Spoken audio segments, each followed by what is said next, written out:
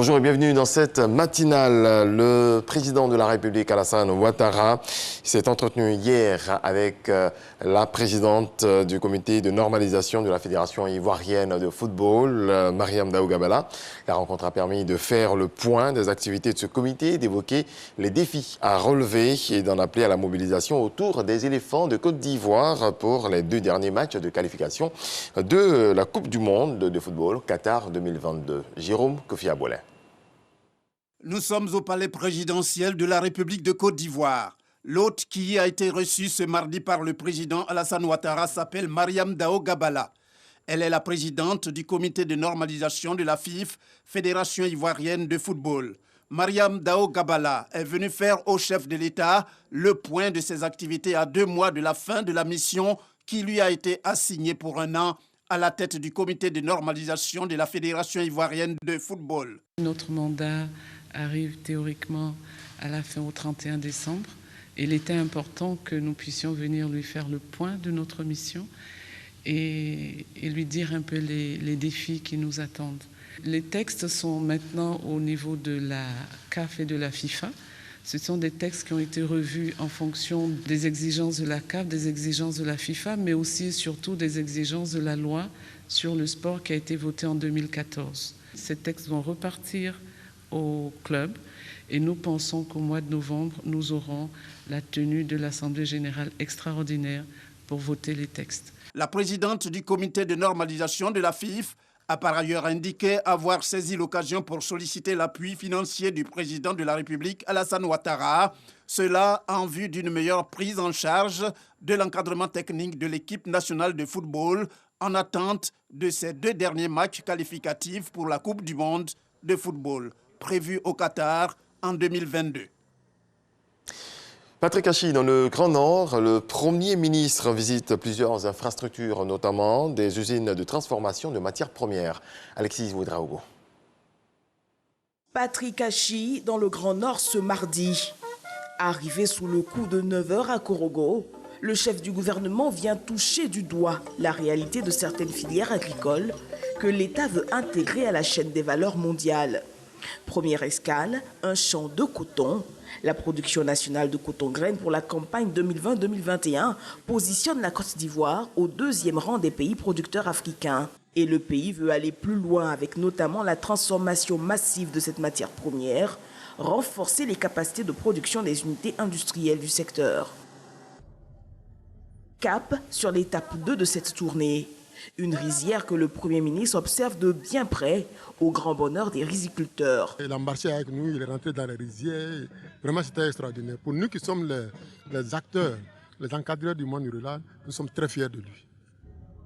Et à quelques pas du site, l'exemple de la vision d'industrialisation des productions locales, une unité de production en charge de la transformation du riz. Nous avons pu voir tout à l'heure le cas du riz qui est produit ici et qui peut être transformé ici, qui est mis en sachet pour nos supermarchés et pour nos différents marchés. Donc l'idée est de travailler sur la compétitivité de ces unités industrielles pour que le prix final soit au même niveau, sinon inférieur au prix du produit importé. À quelques encablures, une plantation école d'anarcade sur une parcelle réhabilitée. Le secteur compte 250 000 producteurs regroupés dans une vingtaine de coopératives. Le Premier ministre est venu ici, vraiment ça nous a encouragés pour travailler. Il reste le challenge de la transformation et c'est à ça que nous travaillons tous les jours. Comme vous avez pu voir, la zone industrielle que nous sommes en train d'aménager est une zone qui va permettre donc l'installation de 7 grandes unités de transformation et qui est susceptible de créer entre 5 et 8 000 emplois directs dans la région de Poro. Des actes concrets salués par la Banque mondiale. On a vu la zone industrielle qui est en train de se développer et on finit maintenant avec le champ d'anacarde et de voir des coopératives de femmes qui sont parvenues à augmenter leur productivité de façon significative, la doublant en moins d'1 année. Et ça c'est vraiment impressionnant parce que ça donne de l'espoir pour la Côte d'Ivoire. La Côte d'Ivoire maintenant est devenue le plus gros producteur d'anacarde au monde et deviendra, on l'espère, le plus gros transformateur d'anacarde aussi au monde. Autre site, autre production, ici une unité artisanale de fabrication de beurre de karité, fierté pour la région, mais encore peu moderne dans son processus d'extraction. Il y a une marmite qu'on a filtrée là-bas, on a filtré. Maintenant, ce qui est filtré là-bas, c'est ce qu'on a puisé pour venir faire ça là. Maintenant, c'est le produit fini qui est là. Nous, on dit merci à l'État pour tout ce que l'État a fourni pour nous. Vraiment, on félicite l'État. Maintenant, nous, on voulait qu'il n'a qu'à faire plus que ça là. L'objectif aujourd'hui, c'est d'amener tous ces groupements de femmes à être organisés dans une filière, comme c'est le cas du café cacao, du coton en arcade. Une transformation très attendue sur le marché international du Made in Côte d'Ivoire qui séduit déjà. Il y a une demande très forte sur le marché international, aux États-Unis, en Europe, partout. Donc c'est une véritable filière. Mais elles ont du mal à écouler parce que justement, il y a une question certainement de packaging, de distribution. Il y a toute une stratégie à mettre en œuvre, mais bon, c'est vraiment admirable le travail qu'elles font. Et voilà, c'est une des filières vraiment qui mérite d'être aidée. Dernière étape agricole, une plantation de mangue. Ce qu'on appelle les rejetés, ce sont des mangues qu'on transforme, la mangue séchée. L'industrie à ce jour perd plus de 60% de ses récoltes. La vision du gouvernement est la même pour le secteur, plus d'appui. Entre deux visites, le chef du gouvernement marque une pause pour saluer les acteurs des filières coton, anacarde et mangue. Patrick Hachi présente la vision du chef de l'État d'impulser des champions nationaux dans ces secteurs. Le grand chantier de la prochaine CAN mène le Premier ministre au stade en construction de Korogo. Mettre les bouchées doubles pour que les infrastructures soient livrées dans les délais. Korogo est l'un des sites sur lesquels vont se tenir un certain nombre de matchs. Et pour cela, un certain nombre d'infrastructures sont construites, en particulier le stade. Nous avons également la réhabilitation de l'hôpital qui doit se faire. Nous avons un site qui va accueillir également les athlètes. Les travaux sont en cours. Nous avons donc saisi cette opportunité avec Monsieur le ministre du Sport et le président de la COCAN pour voir si nous étions capables de tenir les délais et le cas échéant, qu'est-ce qu'il fallait mettre en œuvre pour accélérer le processus. Car comme vous le savez, à cause de la Covid, je dirais les travaux ici et là ont pu être ralentis. Aujourd'hui, nous venons d'avoir l'assurance des acteurs sur le terrain que les délais devraient normalement être tenus. Mais il faut toujours avoir, je dirais, l'œil sur ces questions extrêmement sensibles et nous viendrons régulièrement suivre le chantier. Mais pour l'instant, nous pouvons dire que nous sommes satisfaits de cette visite et d'une façon globale de la journée que nous avons passée. Plusieurs autres régions devraient recevoir ces visites de travail du chef du gouvernement. Radio Côte d'Ivoire a 60 ans. La cérémonie officielle de célébration s'est tenue hier au Sofitel Hôtel Ivoire. Pour l'occasion, le directeur général de la RTI, Fousseni Dembélé, a plaidé pour la construction d'un siège ultra-moderne du média de service public, Issaïo. Premier média dans le paysage de la presse ivoirienne, Radio Côte d'Ivoire a 60 ans. Occasion pour les responsables de ces stations de service public de faire un bilan et d'envisager les perspectives. Elle a contribué pendant 6 décennies à travers ses programmes à l'œuvre de construction économique, sociale, culturelle, sportive, voire politique de la Côte d'Ivoire moderne et à l'information et la formation des populations ivoiriennes. Le pouvoir de la télévision, de la vidéo et de l'Internet n'a pas altéré l'amour de la radio dans nos cœurs.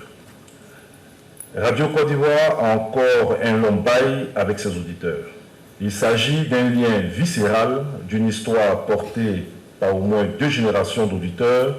De grandes voix et des émissions cultes ont permis à la radio d'asseoir une notoriété en Côte d'Ivoire. Une assise que le directeur général de la RTI, Fousseni Dembélé, met à profit pour faire des doléances pour l'ensemble de la maison qu'il dirige. Nous avons un programme important pour la mutualisation des équipes et des potentialités que nous avons dans la maison à travers le projet de transfert des radios sur le site de Cocody. Cela nécessite la construction d'un immeuble ultra-moderne avec des équipements qui permettront d'être à la pointe du secteur. Ce déménagement aura besoin de l'important soutien de l'État. En réponse, le représentant du Premier ministre, Moussa Sanogo, rassure quant à l'engagement de l'État pour satisfaire cette doléance. J'ai également noté l'insoutenable pression que le directeur général a mise sur le ministre du Budget concernant le siège ultramoderne à bâtir de la RTI. J'en prends bonne note. Je pense qu'on aura l'occasion d'examiner ça de près. Ce 60e anniversaire est aussi une occasion pour les hommes et femmes des médias de jeter un regard sur cette chaîne. 60 ans, c'est l'âge de la maturité, de la grande maturité. Radio Côte d'Ivoire a beaucoup évolué. Aujourd'hui, Radio Côte d'Ivoire se positionne parmi les grandes radios nationales de ce pays et c'est une fierté pour moi qui suis une ancienne. La technique évolue. La technologie actuelle fait que d'une année à l'autre, vous avez le matériel qui change du tout au tout. Dans ces conditions, il faut que la formation suive. Mais la radio, c'est le support le plus puissant. Sa force de pénétration dans les hameaux, dans les villages, dans les villes, dans les communes, fait que ne pas avoir la radio comme complice de toute action de développement politique, économique, social, ce serait une erreur. Ça a été une des premières expériences journalistiques. Je l'ai faite au sein de la radio. Et je pense que nous pouvons être fiers de ce que nous avons fait. Bon, évidemment, maintenant, les choses ont beaucoup évolué. Mais moi, je crois qu'il faut surtout que la radio comprenne qu'elle n'est pas un média secondaire. Deux thèmes. Radio Côte d'Ivoire, la marque du service public. Et Radio Côte d'Ivoire, à l'ère du numérique. Enjeux et perspectives ont permis aux panélistes d'édifier davantage les auditeurs sur le travail de Radio Côte d'Ivoire dans le paysage médiatique ivoirien. En bref, en image, le ministre de l'Enseignement supérieur et de la Recherche scientifique, Adama Diawara, a lancé à l'université Félix Houphouët-Boigny d'Abidjan-Cocody la réalisation d'une étude pilote sur les secteurs et métiers porteurs en lien avec les branches professionnelles en vue d'actualiser la carte des formations universitaires en fonction des besoins de l'économie ivoirienne. La restitution des résultats de cette étude est prévue en octobre 2022 et elle est conduite par le Conservatoire national des arts et métiers et le centre de prospective de l'Institut national polytechnique Houphouët-Boigny. Le projet est financé par l'Agence française de développement.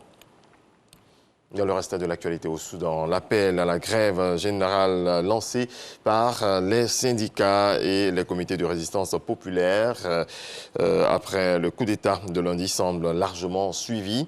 La capitale Khartoum était totalement à l'arrêt mardi et des manifestations ont eu lieu dans plusieurs villes de province. Malgré les restrictions du réseau téléphonique, les partisans de la résistance passive commencent à s'organiser. Du côté des alliés, les militaires, c'est le silence. Le Premier ministre Abdallah Haddock a été ramené chez lui. Et puis les opposants à la nouvelle CENI appellent à une grande mobilisation le 6 novembre prochain contre, selon eux, ce qu'ils appellent la dérive totalitaire en place dans le pays. Nous sommes en République démocratique du Congo. Les anti-Tshisekedi motivent leur appel par 5 revendications politiques et sociales. Les autorités ne se sont pas encore prononcées sur cette annonce de leurs détracteurs. Fin de ce point de l'actualité. Excellente journée à toutes et à tous. Paix dans vos foyers.